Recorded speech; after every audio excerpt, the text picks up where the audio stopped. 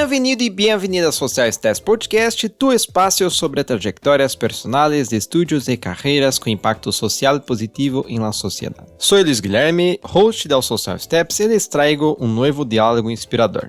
¿Todo listo para la conversación de hoy?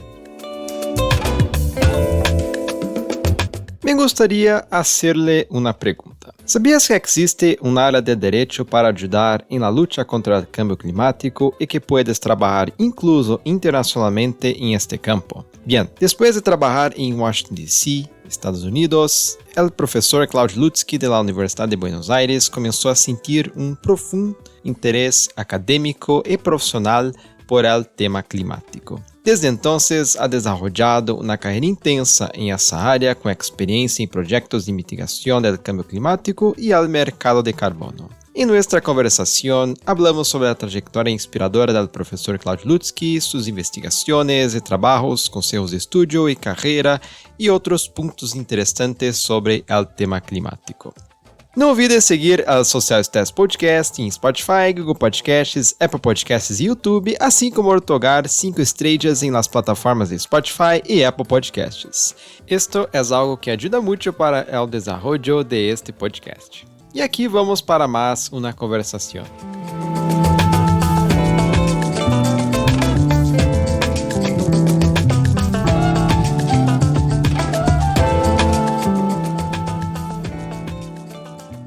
Professor Cláudio, muitas graças por seu tempo. Esse podcast é sempre um honor falar com pesquisadores, com professores de Direito, sobretudo da Universidade de Buenos Aires, e sobretudo é um honor falar com um professor com uma trajetória tão interessante como a trajetória do professor. Então, muitas graças por seu tempo. Muito obrigado, o prazer é meu. Me disculpo, pero mi portuñol no es demasiado bueno, entonces voy a tener que seguir en español. Sí, no hay problema, profesor. Puedes hablar en español.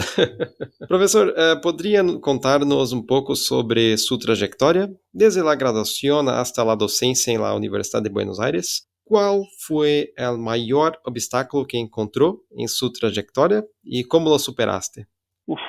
Bueno, mi trayectoria, yo empecé, de hecho, me incorporé a la docencia en la Facultad de Derecho de la Universidad de Buenos Aires cuando todavía era estudiante, como ayudante alumno en algunas asignaturas. Comencé, si mal no recuerdo, con la asignatura Contratos, hace muchos años, no hace falta que digamos cuántos. Y bueno, y la transición hacia la carrera docente fue natural porque me gustó, la docencia me gustó, entonces fue algo natural, es como que no hubo intervalo entre mi graduación, porque yo ya venía incorporado a la carrera docente y continué una vez que me gradué. Obstáculo, no sé si hay algún obstáculo para la docencia, tengo que reconocer que lo hago porque me gusta, es vocacional, entonces siempre me ha resultado algo fácil, algo que hago con gusto, entonces no sé si he encontrado obstáculos, honestamente, no, para la docencia, ¿no? Por suerte siempre tuve la suerte de ir conectándome con gente que me abría las puertas, gente generosa, profesores que les interesaba la participación, primero en condición de estudiante, después como joven graduado, y tuve suerte de poder irme involucrando progresivamente en la docencia. Y creo que en ese sentido no podría decir que haya encontrado un obstáculo importante en esa carrera. Tuve suerte. Muy bien, profesor. Y una pregunta, profesor. Tienes una carrera muy interesante. Bien, empezó y todavía es profesor de Filosofía de Derecho. Y mi primera pregunta, ¿por qué Filosofía de Derecho? Y mi segunda pregunta, ¿qué despertó su interés por estudiar el cambio climático? Bueno, primero, ¿por qué la filosofía del derecho? A mí me ha interesado siempre reflexionar sobre el derecho como dominio del ordenamiento apropiado, o en teoría el mejor ordenamiento de la sociedad. En ese sentido me interesó ver al orden jurídico como un conjunto y no tanto desde el punto de vista académico, ¿verdad?, de la reflexión y el estudio, no tanto especializado en alguna rama, sino reflexionar sobre los límites, las posibilidades del orden jurídico para regular o mejorar a la sociedad. Y desde ese punto de vista me pareció que la filosofía del derecho era el ámbito natural que permitía este tipo de reflexiones. También tuvo que ver mi encuentro con quien considero que es mi principal referente intelectual, que es el profesor Héctor Sandler de la facultad, que es profesor de filosofía del derecho, que me inspiró mucho a seguir por ese lado, ¿no? Me abrió, conocer a Sandler y escucharlo me abrió un mundo que no había considerado y me mostró muchos aspectos para reflexionar riquísimos que he tratado de ir explotando, de ir cumpliendo a lo largo de los años. Y continúo porque, insisto, desde el punto de vista de la docencia y de la investigación, ese tipo de reflexiones son las que más me llaman la atención. Cambio climático llegué distinto, llegué desde la profesión. Yo trabajo desde hace unos cerca de 20 años en el mercado de carbono, en proyectos de mitigación de emisiones de gases de efecto invernadero, como abogado practicante, en los primeros pasos del protocolo de Kioto y mercados voluntarios y demás. Y en un momento, trabajando en esto y dando clases en la facultad, me pregunté cómo podía ser que la Facultad de Derecho de la Universidad de Buenos Aires no tratara la problemática del cambio climático con lo fundamental, lo importante que es, lo necesaria que es. Entonces decidí hacer algo al respecto, ¿no? Y decidí crear un programa para empezar a investigar y a enseñar la problemática del cambio climático en la facultad, y también con esa perspectiva que te decía, pensar en herramientas concretas y en políticas concretas de mitigación y adaptación al cambio climático y de transición ecológica, pero también pensar esa transición a la luz del orden social total. ¿Qué quiero decir con esto? Una cosa que me preocupa mucho, por ejemplo, de muchos discursos o propuestas que veo, es esa idea utópica de decir vamos a crear una sociedad nueva. Todas las propuestas de crear sociedades nuevas están asociadas con las peores pesadillas totalitarias de la historia humana. El siglo XX ha sido catastrófico en ese sentido. Personas que venían a imponer su mundo soñado y lo hicieron a sangre y fuego. Yo creo que eso no es posible. Creo que la sociedad humana, como otros órdenes, evoluciona y el ordenamiento jurídico puede servir para generar incentivos para ir induciendo esa evolución. Pero creo que ni se puede ni es deseable tratar de construir una sociedad ni sostenible, ni perfecta, ni ideal, utilizando las herramientas del derecho y del poder estatal, porque creo que eso, primero, insisto, la complejidad de la sociedad hace que no sea posible, porque lo que se logra no es lo que se busca, y el costo de eso es terrible porque destruye la individualidad, destruye la espontaneidad, destruye la evolución de la civilización humana. Yo, en ese sentido, con esa expectativa y con esa visión, yo trabajo en temas de cambio climático. Y me preocupa que haya tantos que trabajan en temas de cambio climático que promuevan una especie de ingeniería social, como si la sociedad fuera una especie de máquina que se puede armar y desarmar. Y no es eso. Entonces, esas son mis preocupaciones.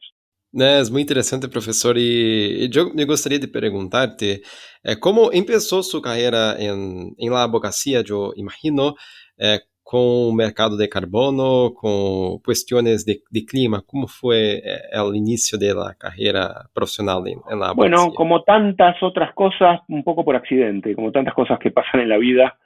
Yo viví 4 años en Washington, D.C., en la capital de Estados Unidos, y ahí trabé amistad con uno de los pioneros del mercado de carbono, y bueno, y terminé trabajando con él en su empresa, que era una consultora multinacional que hacía proyectos de cambio climático y de mercado de carbono y de mitigación en todo el mundo, y yo empecé a trabajar como el abogado transaccional de esa compañía, y así me imbuí de la cuestión climática y trabajé mucho y aprendí mucho, y después como digo, después lo volqué a la cuestión académica, ¿no?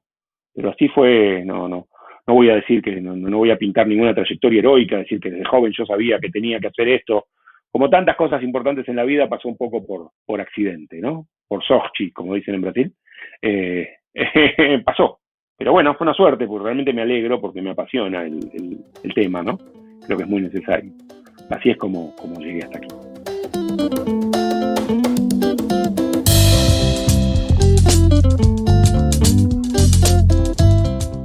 Y profesor, ¿quién influyó o cuáles personas influyeron el profesor a seguir en las carreras de profesor de educación superior, investigador y abogado? ¿Y por qué elegiste esas carreras?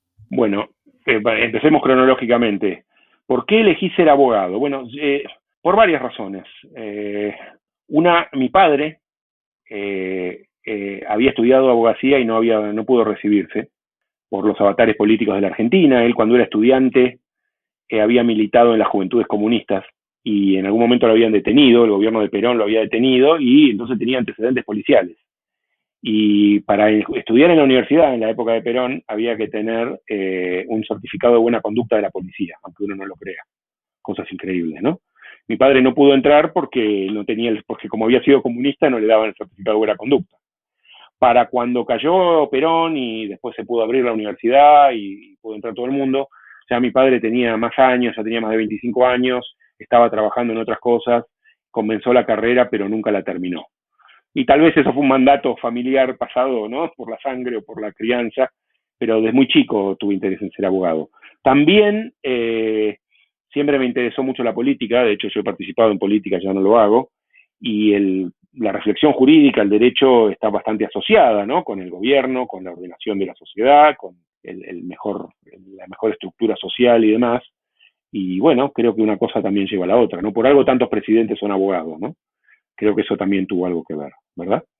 Eh, Como sea, y extrañamente, cuando empecé, traté de negarlo esto, porque yo empecé a estudiar ciencias políticas en su momento en la universidad, cursé un año y medio más o menos, pero la vocación original pudo más y no terminé la carrera de ciencias políticas y al año y medio, más o menos 2 años, me pasé a abogacía y estudié abogacía hasta que me recibí y siempre me he dedicado a eso. En cuanto a mis influencias, bueno, la principal, que es el doctor Héctor Sandler, la nombraría un par más, una del doctor Carlos Nino, de quien fui discípulo antes que de Sandler.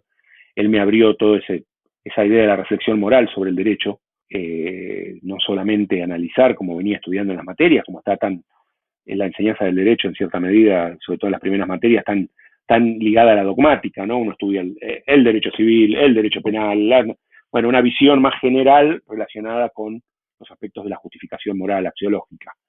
Sandler, a quien conocí después, me abrió mucho más el panorama porque incorporó todos aspectos de reflexiones económicas, antropológicas, naturales y demás, un panorama mucho más completo.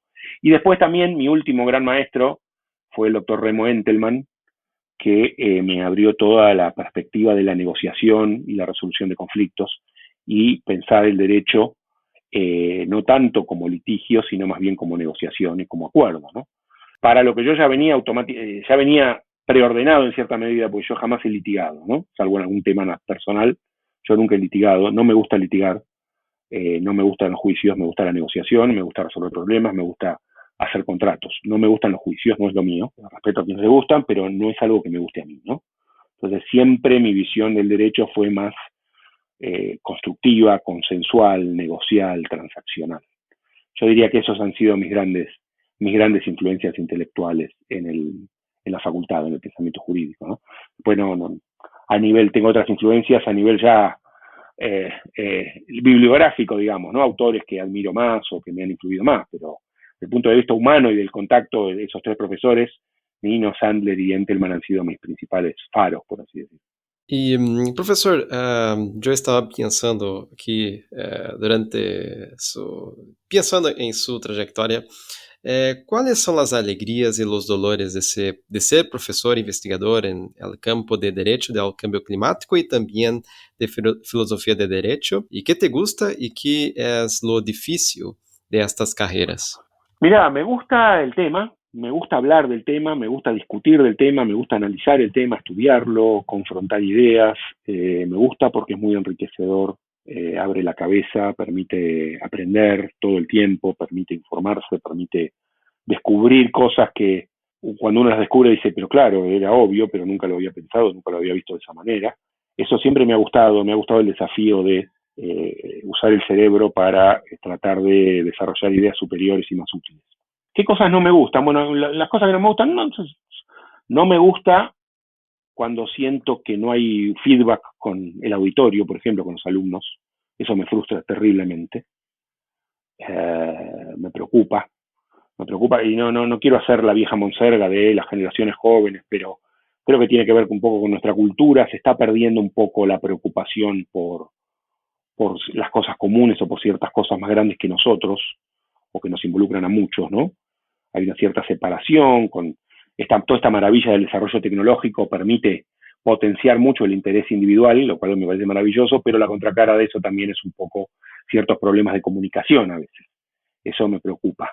Y tampoco me gustan muchas veces las mezquindades académicas, ¿no? A mí me sorprende ver, por ejemplo, la poca comunicación que hay entre distintas cátedras o entre distintos profesores.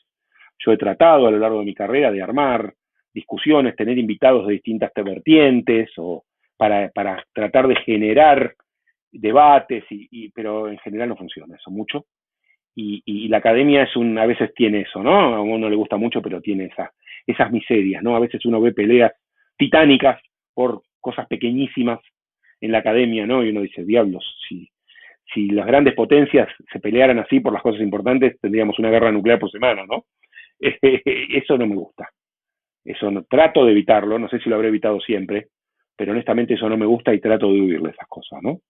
Paradójicamente eso también me convierte un poco en un lobo solitario, porque trato de no de seguir mi camino, ¿no? Lo cual podría sonar contradictorio con lo que dije antes, pero bueno, uno va haciendo lo que puede, ¿no? En la vida uno la va llevando lo mejor que puede.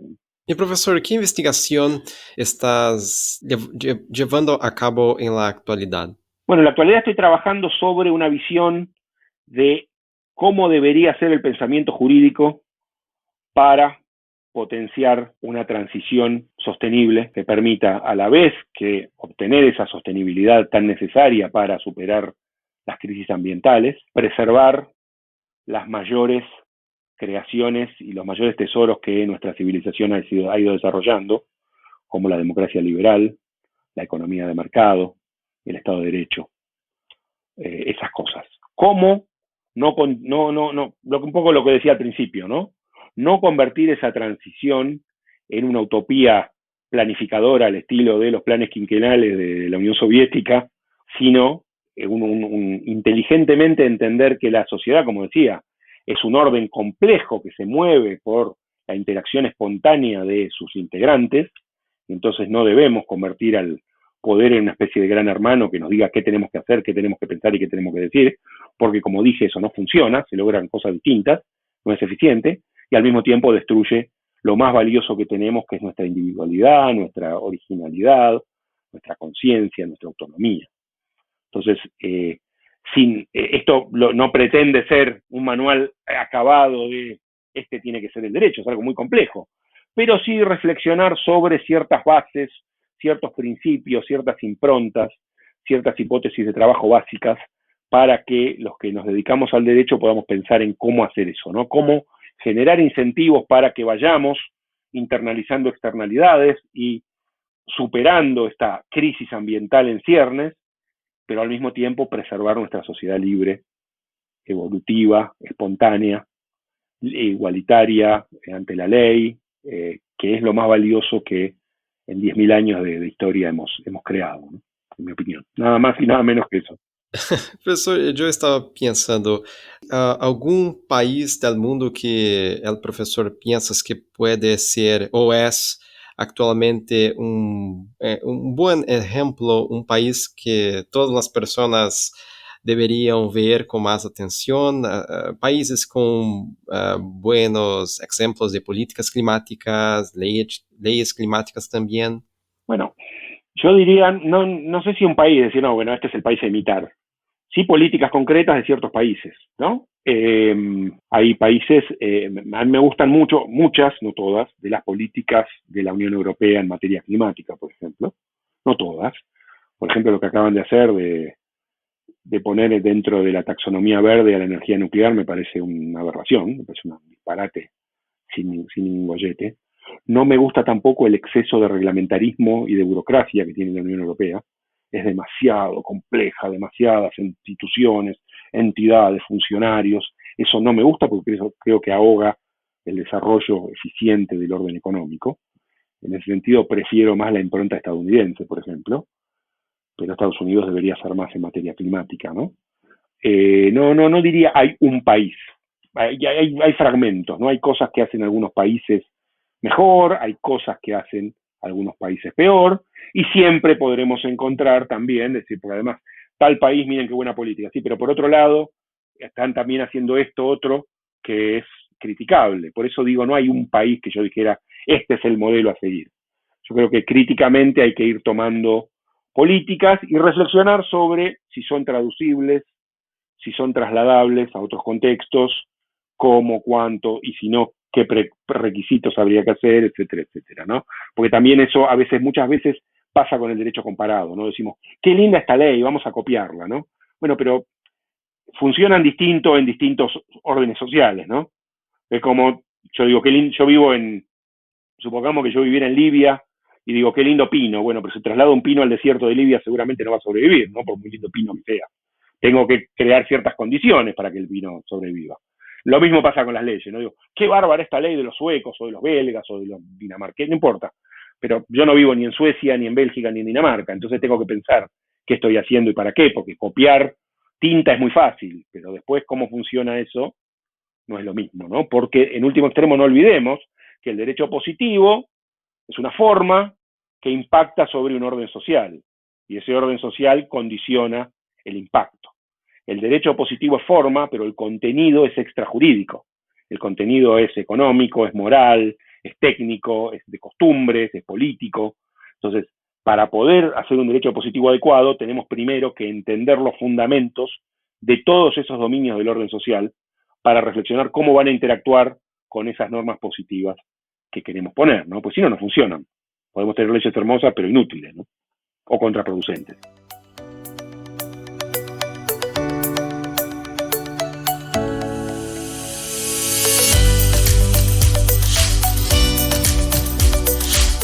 Y profesor, una cuestión que tenemos aquí en Brasil, y yo veo que Sí.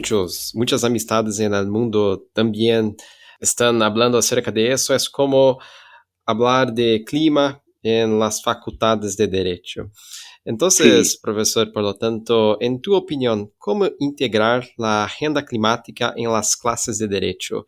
¿Deberían las facultades o escuelas de Derecho ofrecer clases específicas de Derecho del cambio climático o integrar el tema en otras áreas? Por ejemplo, debater derecho fiscal o derecho administrativo y con un tópico específico de clima.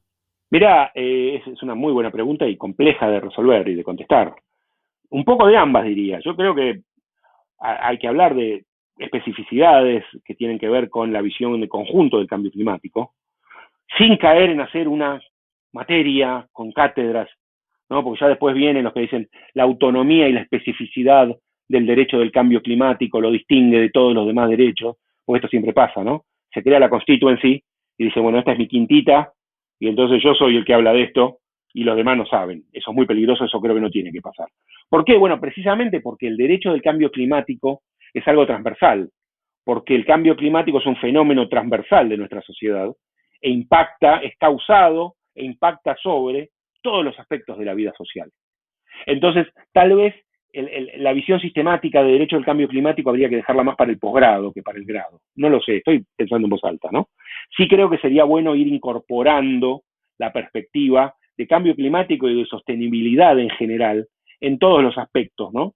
Porque tiene impacto en cuestiones contractuales, en cuestiones financieras, en cuestiones penales, en cuestiones de derechos civiles, en cuestiones de derechos humanos, en cuestiones de obligaciones, en cuestiones tributarias, en todos los aspectos, ¿no?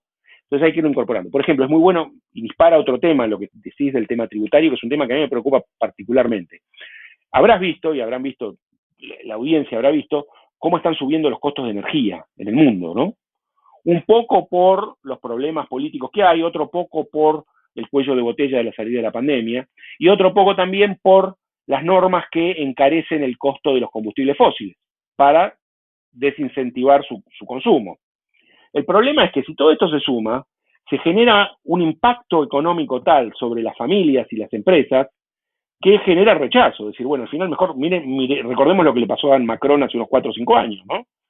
Encareció el gasoil por razones climáticas y tuvo una rebelión social, no de los ricos, sino de la gente de clase media, media baja, que eran transportistas o fleteros, como decimos aquí en Buenos Aires, y que el gasoil caro les arruinaba su negocio, y esa gente se moría de hambre. Entonces decía, no, no me aumentes el gasoil porque Entonces hay que armonizar esto. Y si vamos a encarecer el costo de los fósiles, por ejemplo, a través de impuestos, es vital que lo hagamos con una visión de conjunto, entonces reduzcamos otros impuestos para que el impacto global trate de ser neutro sobre las familias. Porque si no, lo único que hacemos es otro impuesto sobre otro impuesto, más costo sobre más costo, atacamos el bienestar de la gente, afectamos el desarrollo del orden económico y generamos una onda de rechazo a las políticas climáticas, porque en vez lo único que quieren es subir impuestos. Bueno, no, hay que pensar, por eso hay que pensar estas cosas en conjunto. Subamos los impuestos al carbón, al petróleo, pero bajemos otros, repensemos, si vamos a afectar más el uso de la naturaleza, como es el carbón y el petróleo, recordemos que la economía tiene 3 factores, ¿no?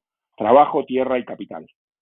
Desgraciadamente, nuestros impuestos inciden fuertemente sobre el trabajo y el capital, y no tanto sobre el uso particular de la naturaleza. Si vamos a hacer, como creo que es bueno hacer, que el uso particular de la naturaleza pague más impuestos, si vos usás petróleo que vos no creaste, tenés que pagar, si vos usás carbón que vos no creaste, tenés que pagar, reduzcamos los impuestos que inciden sobre el capital y sobre el trabajo, porque así compensamos la subida y al mismo tiempo dinamizamos más la economía, porque el capital con menos impuestos y el trabajo con menos impuestos significa más inversión, más trabajo, más contratación, más consumo, y es mejor para todos.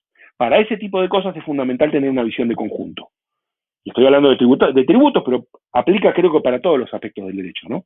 Pero la trampa acá es que más que ponerlo en los programas, hay que difundir, contagiar esa cultura de incorporar la visión del cambio climático. Porque si no, va a ser una bolillita del programa, un puntito del programa, que el que no le interesa el tema lo menciona y pasa, y el tema queda como nada, ¿no? Hay que crear una cultura del cambio climático, hay que difundir la cultura, la discusión, meter en la agenda de todas las profesiones, particularmente de la nuestra, el problema del cambio climático, para que quienes practican la profesión, para quienes la enseñan, para quienes la investigan, incorporen esa dimensión en su cabeza, en su práctica y en su enseñanza. Es una tarea larga, es una tarea que lleva tiempo, que no se puede hacer de la noche a la mañana. No es algo para impacientes. Pero creo que no hay una fórmula mágica, ¿no? Que uno pueda decir abracadabra y ya está. Es algo que lleva tiempo, pero no veo otro camino, ¿verdad? E, professor, é um debate muito interessante, estou de acordo, sobretudo que é um tema muito complexo, porque eu estou investigando a questão de los desastres. Há uma relação muito grande com os debates de desastres e adaptação climática. Entonces, algunos países tienen algunas soluciones, por ejemplo, subir los impuestos, que es la primera cosa que muchos países, de hecho, hacen, como Japón después del tsunami de Tohoku. Pero hay una otra cuestión. Ese los países desarrollados pueden crear fondos para los países menos desarrollados, como los países de las islas del Pacífico. Entonces, las relaciones son muy, muy grandes entre los campos tributarios, desastres y clima. Sí, sin duda. Así. Y profesor, hablando acerca de los abogados y las abogadas, o bien, las personas que están estudiando derecho, pero con especial atención a los abogados y las abogadas. ¿Qué roles pueden desempeñar los abogados y las abogadas para combatir el cambio climático? Bueno, el cambio climático, para empezar, es un riesgo para cualquier actividad, ¿no? Al trabajar en transacciones, en proyectos, en desarrollos, en los contratos y documentos jurídicos que tienen que ver con esos desarrollos, incorporar el riesgo climático, ver cómo minimizar el riesgo climático, tanto de los impactos como el riesgo financiero por generar emisiones, por riesgo de acceso al crédito, etcétera, etcétera. Hay muchísimo por hacer desde ese punto de vista. Y miles otros que me escapan y que ni siquiera se me van a ocurrir, ¿no? Eso solo el practicante de cada rama, cuando una vez incorporada la dimensión climática, lo irá desarrollando, ¿no? No me siento en condiciones de decir, mira, acá hay una lista de 520 cosas, pero hay muchas precisamente porque el cambio climático es transversal y entonces está presente en todas las cosas que hacemos, más o menos. Entonces, en todas las actividades, desarrollos, negocios y proyectos, está presente de una u otra manera. Fíjate vos, por ejemplo, todo lo que está pasando con disclosure y con riesgo financiero, ¿no? Se está avanzando muchísimo en incorporar reglas de que todas las compañías tengan que incorporar en su disclosure, en sus reportes financieros y demás, su exposición climática. Esto es un cambio copernicano, porque esto es mucho más importante que el impuesto, que cualquier regulación que cualquier COP pueda hacer, que cualquier tratado, para incorporar los costos y beneficios de la dimensión climática en las transacciones cotidianas. Esto es copernicano si funciona, porque una vez que el costo climático está internalizado, ya la economía lo empieza a procesar distinto. Si es más caro, se va a incurrir menos, se va a mitigar, va a haber menos demanda, va a haber menos interés del capital para ir hacia esos proyectos porque son menos rentables. O va a requerir, si los proyectos son necesarios, van a requerir determinadas salvaguardas, determinadas acciones de mitigación, de compensación, que los hagan menos contaminantes o menos nocivos.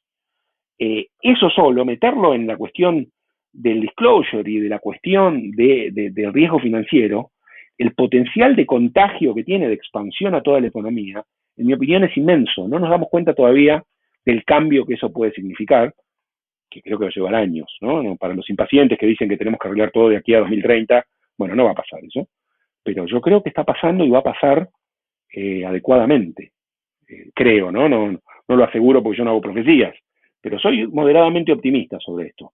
Creo que hay muchas cosas que están pasando y que el hecho de que la cultura del cambio climático y la noción sobre el problema se haya hecho tanto más presente en la sociedad. Yo, como te digo, trabajo en esto hace cerca de 20 años y lo que estoy viendo en los últimos 2 o 3 años sobre el debate climático en los medios, en la sociedad, no lo vi nunca antes, ¿no? Es decir, es un tema mainstream ya el cambio climático, es un tema que está instalado como nunca antes.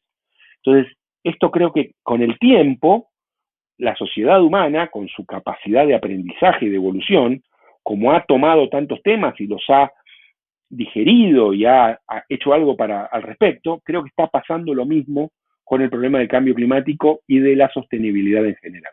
Ahora, lo que no sabremos es cuándo. Yo, como te digo, soy moderadamente optimista de que la crisis climática la vamos a resolver. Ahora, no va a haber un día mirá, hoy resolvimos la crisis climática. Esto solo lo sabremos, y probablemente yo no llegue a verlo, ¿no? Dentro de varias décadas, mirando para atrás, diremos, bueno, más o menos alrededor de esta década fue cuando la humanidad dobló la curva. Pero no es que va a haber un día donde los gobiernos declaren, ¿no? Como el día de la victoria en la guerra mundial, ¿no? Hoy ganamos. No va a ser así. Eso es una fantasía.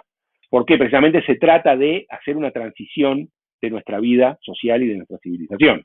Entonces no hay una línea de llegada. En algún momento podremos mirar para atrás y decir, bueno, mirá cómo cambió nuestra manera de producir, cómo internalizamos los costos ambientales, cómo redujimos notablemente los gases de efecto invernadero, cómo nos adaptamos. ¿Y esto cuándo pasó? Y bueno, más o menos el punto de inflexión lo podemos situar alrededor de los años 2035 a 2039. Por decir, ¿no? O a lo mejor después o a lo mejor antes. Pero esto va a ser así, no es que nos vamos a dar cuenta en el momento. Dentro de varias décadas nos vamos a dar cuenta, si pasa como esperamos que pase, mirando para atrás, ¿no? Como decir, ¿cuándo empezó la revolución industrial? Bueno, no es que empezó, decimos, bueno, más o menos 1750, pero no hay un día, fue un proceso. Esto es un proceso también. En el futuro los historiadores dirán, con suerte, la curva que permitió solucionar la crisis climática, más o menos alrededor de 2050. Pero en el futuro, no en el momento, porque no funcionan así las cosas, ¿no? A pesar de que hay muchachos muy revolucionarios y muy motivados que dicen que hay que hacer todo ya, ¿no? No muy claramente cómo, ¿no? Una especie de revolución redentora que va a salvarnos de todos los problemas, pero como de costumbre con estas cosas muy borrosas y sin ningún tipo de claridad, ¿no? ¿Cómo hay que hacer esto? ¿Qué significa, no? No lo sabe. Eso también es peligroso, ¿no? Ese mensaje mesiánico es peligroso porque conspira contra acciones útiles, ¿no? Si yo digo, no sirve nada, todo es mentira, todo es bla, bla, entonces, bueno, lo único que sirve que es hacer una revolución, tomar el poder y eliminar los combustibles fósiles, utopía, ¿no? Bueno, las cosas no funcionan. Funcionan con seriedad, con consistencia y con perseverancia.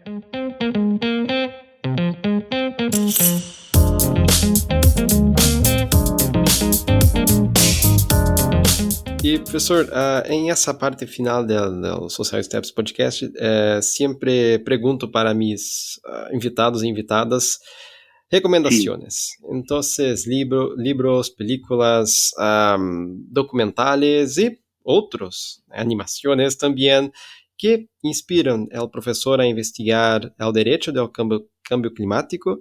Y esa es la primera pregunta. Y bueno, para la segunda pregunta en ese contexto, ¿qué recomendaría a las personas que quieran trabajar en esta área? Tal vez una película o un conjunto de habilidades específicas. complejo. A ver, qué complejo. Películas no sé, porque la verdad no te podría decir una película que me haya motivado. De hecho, no vi esta Don't Look Up. Generó tanto revuelo que me negué a verla hasta que pase un poco la ola, porque no me gusta con esas cosas. Cuando son tan populares, les tengo desconfianza. Así que la veré más adelante. Será porque mi temperamento contrario, ¿no? Sí me han inspirado algunos libros. Hay un libro extraordinario de James Hansen que se llama Storms of My Grandchildren, las tormentas de mis nietos, ¿no? Él cuenta todo su trabajo hace unos 20 años. James Hansen era el director del Observatorio Goddard de la NASA y viene trabajando en cambio climático hace mucho y cuenta todos sus intentos por persuadir a la clase política del gobierno de que el problema climático era un problema serio y los problemas que tuvo porque no lo escuchaban y demás. Ese libro me parece muy inspirador. Ahora, después, en general me inspiran otro tipo de libros para estas cosas, ¿no? La sociedad abierta y sus enemigos de Karl Popper me parece una cosa maravillosa. No tiene nada que ver con el cambio climático, pero es un libro que me inspira mucho para mi trabajo jurídico en general. Siempre me ha parecido fenomenal. Camino de servidumbre de Friedrich Hayek también. Un libro filosófico que también es un libro poético, que es el de Así habló Zaratustra de Friedrich Nietzsche, siempre me ha parecido extraordinario. Toda la obra de William Shakespeare también. Es algo que siempre vuelvo a esa obra continuamente. No sé, muchas cosas. No me atrevería a decir lean tal cosa porque también es un poco... haber dicho estas cosas es un poco presuntuoso por mi parte, ¿no? No sé, creo que uno tiene que tratar de ir navegando y de ir buscando y viendo qué lo provoca y porque no a todos nos provoca lo mismo, ¿no? Y tratar de ir por ahí, ¿no? Eso es en gran medida un camino de descubrimiento personal. Y un libro llama a otro libro, una lectura llama a otra lectura, ¿no? No hay una cosa sistemática de... Sí, recomiendo, no sé si puedo pasar un aviso, no quiero abusar. Eh, Aviso, sí, no un aviso comercial, es un aviso académico. puede. Eh, Recomiendo nuestro posgrado, nuestra diplomatura de cambio climático, es extraordinario. Que me suena bien, no podía evitar decirlo. No, perfecto. Eh, Yo tengo algunas amistades de Argentina que también escuchan, incluso excelente, son de la excelente, Universidad de Buenos Aires también. excelente. Pero hablando en serio, no digo, bueno, recomiendo obviamente, pero no, bueno, hablando en serio, no sé, a mí me han recomendado libros que no me han movido un pelo y otros libros que sí, entonces es muy difícil es tan personal la relación de uno con el libro, ¿no? Que decir qué libro tendría que leer uno para motivarse. Hay que tener un poco de cuidado porque no lo sé, no a todos nos hablan igual los mismos libros, ¿no? Perdóname, había otra parte, una segunda parte de tu pregunta que olvidé. Solamente recomendaciones para las personas que también quieran trabajar con cambio climático, no solamente recomendaciones de libros, pero también de habilidades, tal vez una habilidad específica que la persona Mira, sería muy bueno tener. habilidades, sí, habilidades, bueno, instruirse sobre las bases del cambio climático y sobre sus efectos sobre la sociedad, y después en el área que a uno le interese, empezar a profundizar sobre qué riesgos y qué oportunidades hay, sea el área del derecho o de otra profesión que a uno le interesa, ¿no? Entender primero las bases, es decir, las bases físicas y científicas de qué es el cambio climático, cómo opera, cuáles son sus causas, cuáles son sus consecuencias, qué se puede hacer al respecto, leer un poco el proceso internacional de los distintos instrumentos y después profundizar sobre los temas que a uno le interesen, ¿no? Transporte, energía, contratos, finanzas. Hay una cantidad inmensa de información en la red, además de muchos posgrados, no solo el nuestro, sino miles de cursos, libros y cosas, muchas noticias, y hay una inmensa cantidad de información en la red, inmensa. Entonces, la información sobra. Y esto para tu audiencia también, digo que si les interesa, comparto mi correo y si alguien tiene una duda, de mil amores, si quiere un consejo, bueno, consejo no doy porque no quiero ser tan sabio para eso, pero si a alguien le puedo contestar una inquietud o una reflexión, de mil amores lo haría porque a mí me han ayudado y yo creo que ese tipo de disposición es fundamental para promover el interés y el progreso. Así que si quieres compartir mi correo electrónico con tu audiencia y si alguien necesita algo y me quiere contactar, para mí sería un enorme placer, porque yo creo mucho en la competencia, yo soy un férreo creyente en la competencia, pero creo que competencia y colaboración son dos caras de la misma moneda, ¿no? Si competimos con las mismas reglas de juego, estamos también colaborando, y competir no quiere decir que no podamos cooperar, darnos ideas, reflexiones, información, una cosa no quita la otra, ¿no? Porque también eso es lo que nos hace humanos, ¿no? No somos meramente animales compitiendo por recursos, sino también nuestra sociedad, esta increíble civilización que hemos desarrollado desde las cavernas hasta acá en estos pocos miles de años, ¿no?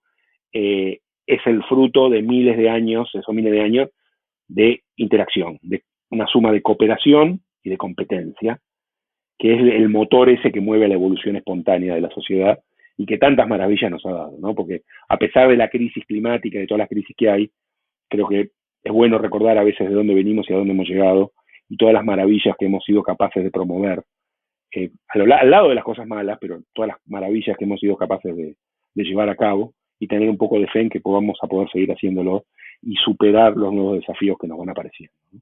Creo también eso, que si uno se dedica al derecho, a las cuestiones humanas y demás, creo que para todo, pero particularmente para esto, una cierta fe en la capacidad de la especie humana es fundamental, ¿no? Como dice Albert Camus en las últimas páginas de su libro La peste, hay en los seres humanos más cosas dignas de admiración que de desprecio, me parece, ¿no? Entonces creo que esa visión, sin ignorar que hay cosas dignas de desprecio, pero creo que hay más cosas dignas de admiración, esa fe en la capacidad humana de aprender y de mejorar, fundamental para este tipo de actividad o de interés. Muy interesantes palabras, profesor, y voy a compartir el link de su curso en la Universidad de Buenos Aires, en el link de la descripción. Son muy amables. También el LinkedIn del profesor, si Con estás todo bien, gusto. para que las personas y si a una puedan... sola persona, si de esta charla a una sola persona le puede generar una inquietud y le puedo ayudar en algo, ya para mí, además del placer que ha sido hablar contigo, para mí ya va a ser todavía doble placer.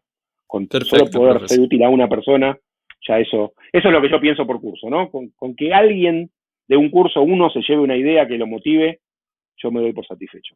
Muy interesante, profesor. Y bueno, Un placer. mi última pregunta, profesor. Un mensaje final para personas que quieran generar impacto social. Bueno, hagan lo suyo y háganlo bien, lo mejor posible, lo mejor que puedan. Ese es mi mensaje. Dedíquense a lo que quieran dedicarse y sean lo mejor que puedan en aquello que quieran dedicarse. Creo que ese es el mejor impacto social que cualquier persona puede generar. Ese es mi consejo. Perfecto, profesor. Profesor Cláudio, muchas gracias nuevamente por su tiempo y su atención.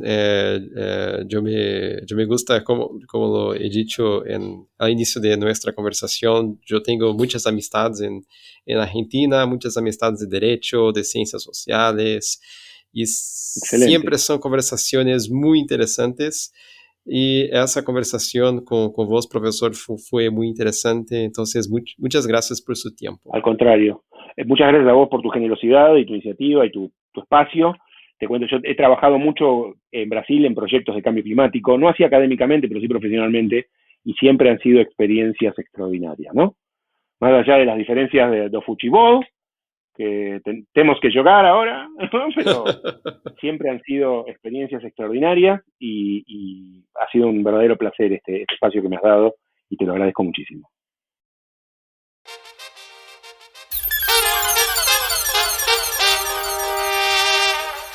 Muchas gracias por escuchar esta conversación. Si te gustó, no olvides recomendar las sociedades de este podcast a tus amistades que también quieren tener un impacto social en la sociedad. Y bien, tendremos otra conversación.